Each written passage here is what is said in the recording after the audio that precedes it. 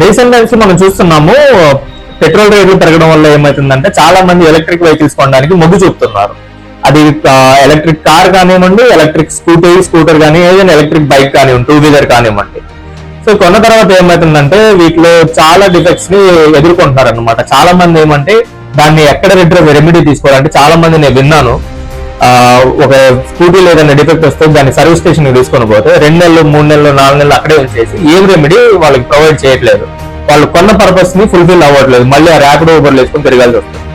So ఇలాంటి బాధలు పడ్డ కొంతమంది కన్స్యూమర్ కమిషన్స్ కి అప్రోచ్ అయితే కన్స్యూమర్ కమిషన్ వాళ్ళకి జరిగిన అన్యాయాన్ని గుర్తించి వాళ్ళకి ప్రాపర్ రెమెడీ అనేది ప్రొవైడ్ చేసింది. మన Rangareddy district commission, Hyderabad district commission కూడా ఈ electric vehicles deficiency of service ను గుర్తిస్తూ పాస్ చేసిన జడ్జిమెంట్స్ ఉన్నాయి. సో మీ రైట్ ని గుర్తించి మీకు రిడ్రెసల్ పొందే హక్కు మీకున్నది.